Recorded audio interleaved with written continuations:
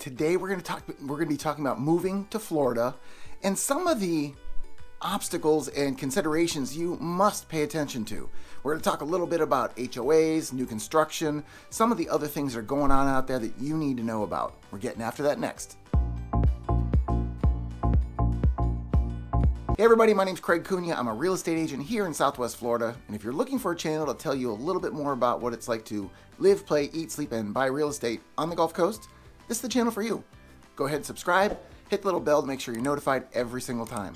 I'm getting calls from people every day, and I absolutely love it. If you've got a question you need an answer to, you've got to call, text, or email, because I've got your back when moving to the Gulf Coast. And one more thing, if you want to start your real estate search well in advance of actually talking to me, just want to be able to see stuff first, then go to ournextfloridahome.com. And there is a search in there that you can set up an active search. It'll keep telling you when new properties come up. This is hooked to our MLS system, so it's not like the Zillows and the Redfins and the Realtor.coms. This is actually hooked to our MLS, so you'll see live data. Go ahead and take care of that, and if you have any questions at that point, once again, call, text, or email, because I'm here for you. Okay, so this week has been an awesome week because Topgolf just came to our area and it just opened. I had my first experience there the other day with my son, and it was everything that it's cracked up to be. It's everything they say about this place, if you haven't been to one, is awesome. It was a great experience. We had a ton of fun. If there was one knock that I can have on it, because it's got to be something, right?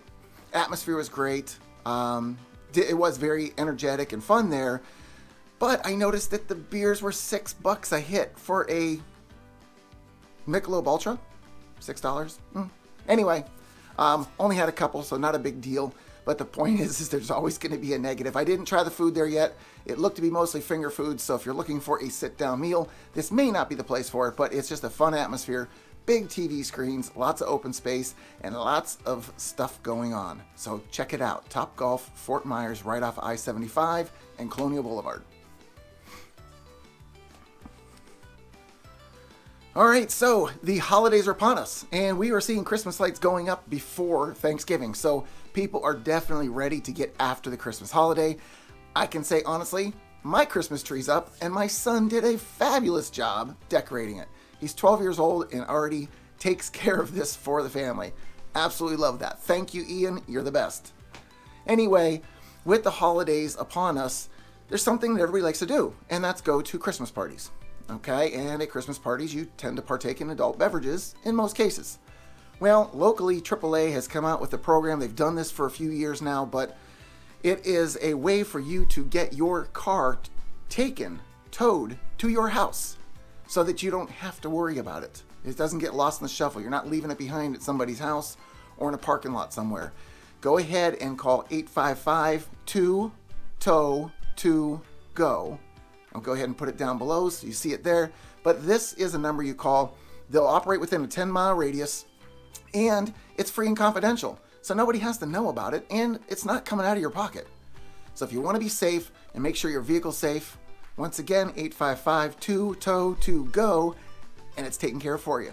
I want to address one thing because there's been so much talk over the months and even over the last year about a housing bubble. This housing bubble is going to come, and everything's going to get taken down, and da-da-da. Not happening. The lending guidelines are so strict and have been very strict, so that will not happen at this time around. There is a lot of money circulating out there, a lot of deposits being put down. Demand is through the roof. You can't get something even if you wanted to. That's not how bubbles burst. We literally don't have enough for what people want. So keep after it. I know one of my plans in this next year, I'd like to secure another property myself. So you're not the only one. And everybody out there is feeling the same way. And they all want to do it in Florida for the most part. Now, yes, there's other areas of the country that are very beautiful, but we are right now, take today as an example. It was mid-70s, the evening into the morning was in the 50s, so absolutely gorgeous. That's the time of year that we look forward to, and this is what we have to look forward to until we get to the end of April. So if you're looking for very mild temperatures, lots of sunshine, Florida is definitely for you.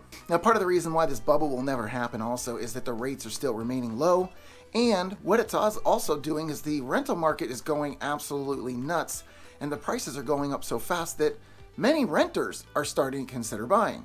And here's a couple reasons why. Number one, just as I said, the rents are getting out of hand and they're changing all the time. And when they change, some of them are going up a few $100s per change. So if you get I have a buddy that's a property manager here, and he takes care of putting new people into the property and helping others out. And during this process, he told me the company he works for, they raise the rates $300 to $400 every time they switch somebody out. That's how fast these prices are going up. So renters are starting to say, hey, let me buy something and lock a rate in so I don't have to worry about being kicked out, number one, or number two, getting so unaffordable that I am forced to move somewhere else. Lock in your place you want to be, get that mortgage settled. We're still in the very low threes. It's a great time to buy a home. The other thing that these renters are finding out is that they can build equity. This is a great way to build their net worth.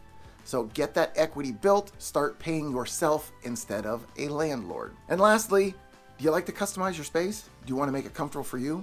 Would you like to make some updates and changes, maybe add a fence, a pool, change the paint color, put some holes in the walls with your favorite hangings? All kinds of things that you want to do to this place. Many times landlords won't let you do it. So this is a way to customize your space, make it yours, and make it comfortable so that when you walk in, you can relax in your space and know that you're building something for your future. Now, just because everything's so hot, it still doesn't mean we don't have delays. We obviously have delays. And one of my clients, Eric, I'm so sorry to hear this is happening to you. He has a golf access lot, and it is situated in a way that there could be mangroves on it. So we have to have the Environmental Protection Agency come out to check it out, evaluate it, and either give the pass, the fail, or tell him what kind of credits he has to pay to get those mangroves moved, if there are any. Problem is, it can take up to a year right now to get the EPA to go out there. Yeah, a year. After that year of waiting there, then he has to wait to get the permits to build and get the supplies to build. So all of this is causing major delays. It really isn't just about the supplies to build the house. There's so many agencies and other factors that go into each of these home sites that you have to consider that very carefully before you purchase. The other thing that's brought to my attention this week is custom homes. You think, yeah, man, it's awesome to build a custom home. I'll make it just the way I want it. And in that process, you're going to be putting pieces and parts into this home that aren't standard size, because custom means I'm going to put bigger sliders in. I'm going to put different dimensioned pieces in all over the place. Well, the problem with that is right now, because of shortages, they are able to manufacture a lot of different things in volume if they're the same size over and over and over. So that's why some of these larger builders that are ordering hundreds of windows at a time can get them. It's all the same size. Once you start getting different sizes, now you're breaking that chain and the delays start to happen. So if you're going custom, be prepared to wait 2 to 3 times longer just to get the pieces and parts to build that house. Now with new construction here, the builders are handling it differently from builder to builder. Some builders are releasing the homes at truss stage. So that means when the wood trusses, the braces for the roof go on, they release it then, because then the majority of the big expenses are known and they can set the price appropriately. Other builders are still selling the home and still have to start at, scratching the dirt to get it going. I don't understand why those differences, because the ones that are starting from scratch say that they can still finish in 5 to 6 months. So we'll see if that happens. I've got a couple clients going through it right now, and it seems feasible if what they're saying is real, but until it plays out, I'll give you an update as I find out more. I can tell you this, I've got a client, Christina, I'm so sorry this is happening to you, but she bought her property from a smaller builder about 7 months ago, and it hasn't started yet. Not even the ground scratched, not even a foundation, nothing. They're saying it's a permit issue, but you know what? All these other homes are being built out there. They all had to get permits too. So I don't know what that story is. I'm going to have to dig in and find out a little bit more about why that's happening. But just be careful. Every builder is different, and you do have to do your homework and ask around as much as you can to find out. The bigger builders, generally, they're going to stay on schedule because they can get the supplies and they have the clout to push things through if need be. There's another problem that we're seeing here in this market. I have some clients that are either FHA or VA loan buyers. It may not seem like a problem if you're the person that's getting the loan, I personally started my home with an FHA loan. It was a great rate. Everything looked fine. I since refinanced out of it to get rid of the PMI, but for purchasing purposes, it can be a very, very good way to do it affordably. Problem is, this market's so hot right now that most agents are going to accept conventional mortgage loans on the purchase before they're going to do FHA and VA. I know it stinks. I know it doesn't seem fair, but there's less hoops to jump through, and there tends to be this stigma out there about having maybe a more favorable inspection process or appraisal process with a conventional loan, and you don't have as many problems.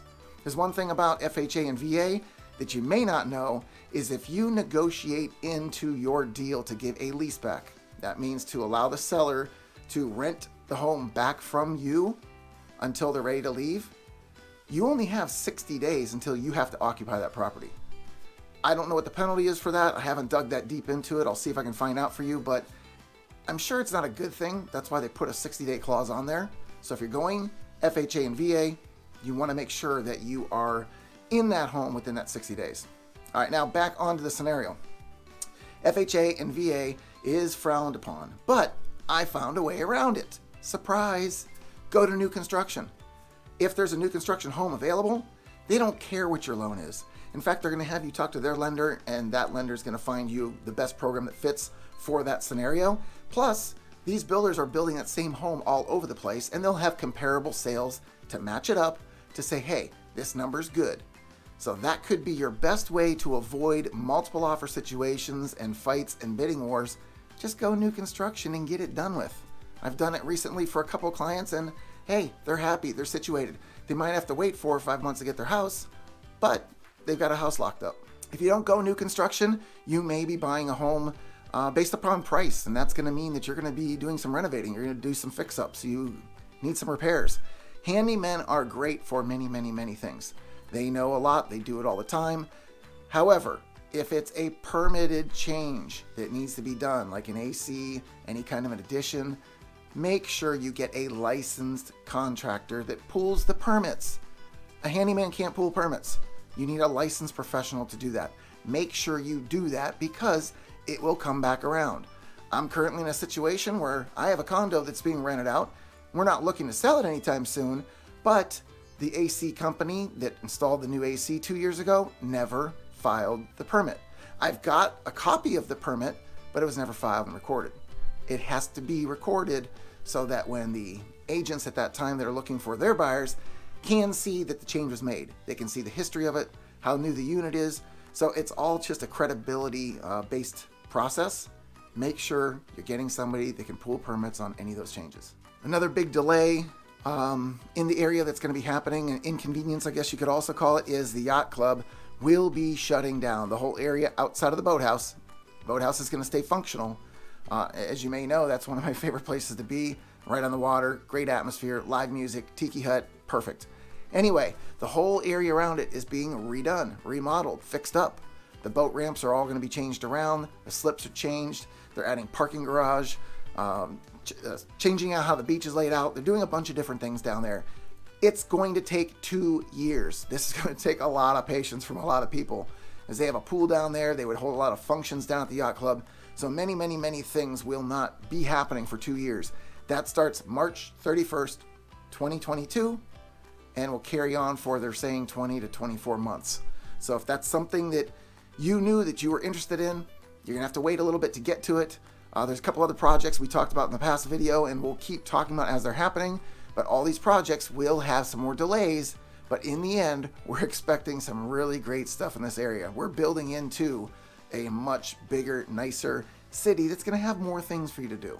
If you're buying a home with Gulf access and you're a big-time boater and you like big boats, you might want to figure out what boat you're getting before you start looking for the house.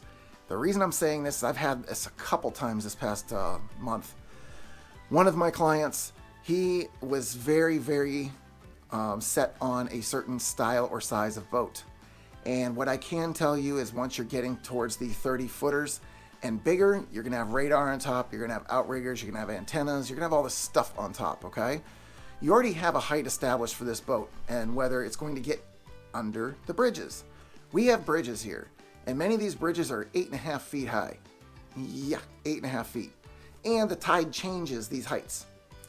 I talked to a service guy over at one of our boat sales places the other day, and he was telling me they have a 33-footer waiting for the tide to change so he can get the boat out and get underneath that bridge. Now, one way you can get around that is if that stuff is collapsible and you can bring it down.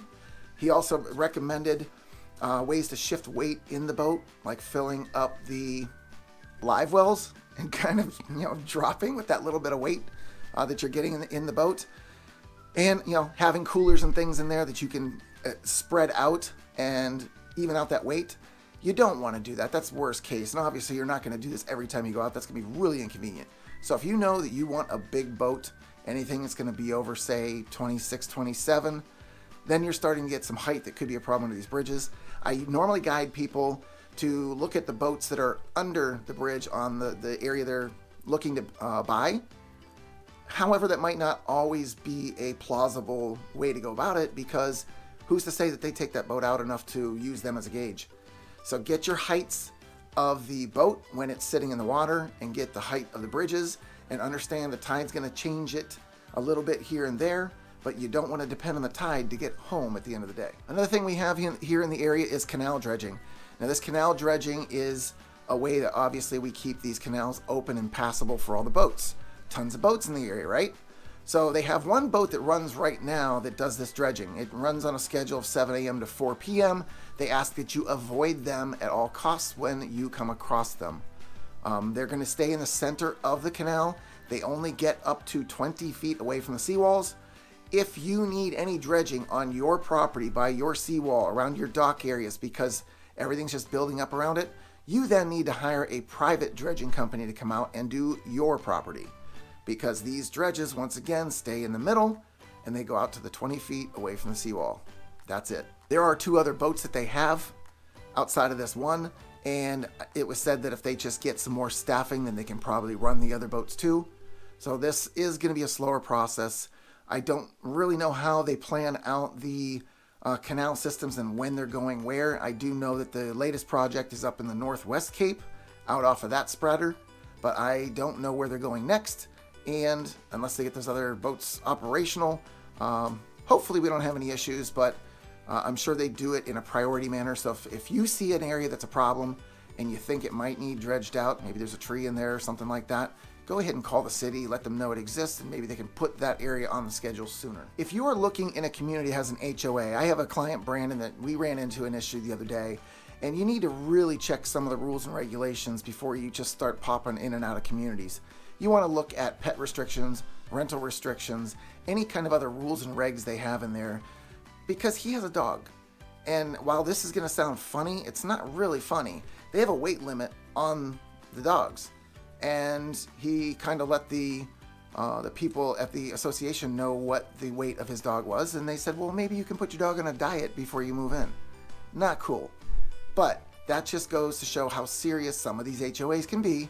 And you really need to look at the guidelines and understand and make sure that they're not too strict for you, and that there's something that can be worked with. Because obviously, if I have a dog and I buy it as a pup, it could grow bigger and it could pack on some weight. So what are they gonna do? Kick me out because my dog got fat? Unlikely, but that is one of the rules. Make sure you're following the rules. And this is another reason why so many people love Cape Coral, because most of the area is not in an HOA and you can do what you want. You don't have to worry about it. There's been talk lately that the flood insurance situation is going to change a little bit here in our area. So far, they've been doing it based upon elevation of the home, not so much the area. That could change. That means that if you're in an area that's designated now, so X obviously doesn't get insurance, AE is probably the most common one. If you're in an AE, and let's just say you spent the money to build your home up to avoid the insurance, that may not matter anymore. That money you spent to build the house higher, yeah, I know it wasn't cheap. That may not save you anymore. Just because you live in the area, very well could mean your insurance is going to change. It hasn't been implemented yet, it's just been talked about, so I'll keep you up to date as I find out more about that. Another thing you're going to find in Cape Coral that is kind of random is there's going to be times you're going to hear these things, and it's normally at night. They're flying around in the air.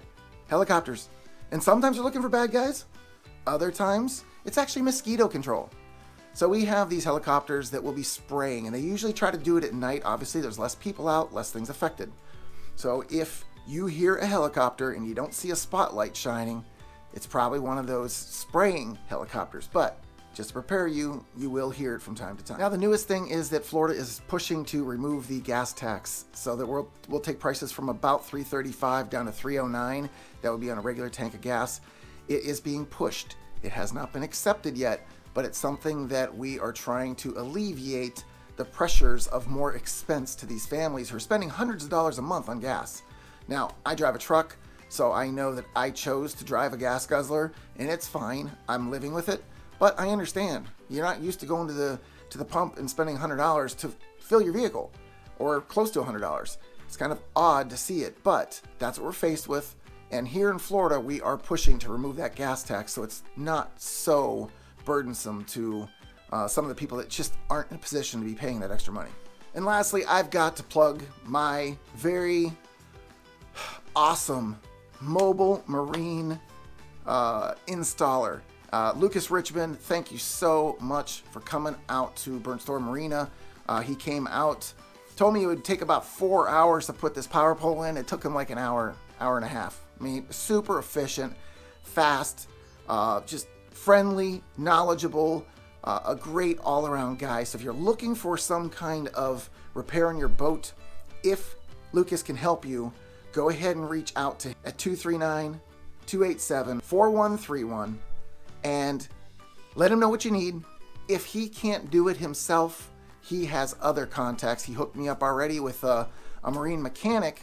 So when I want to do my service, my 100-hour service, that I can just call this new vendor that I was referred to, and he'll come out to Burnt Store Marina and do the service there as well. So if you want mobile service, you don't want to have to take your boat somewhere, the one thing they will ask you to do is to either have a workstation to put it on or have it on a trailer, obviously, because they can't get to some pieces and parts of the boat if it's in the water.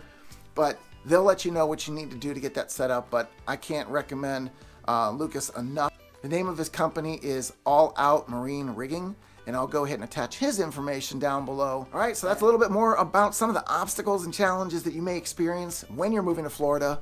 If you have any other questions and want more information about moving to Florida, check out one of these other videos. And if you've got a specific question for me, you've got to call, text, or email, because I've got your back when moving to the Gulf Coast.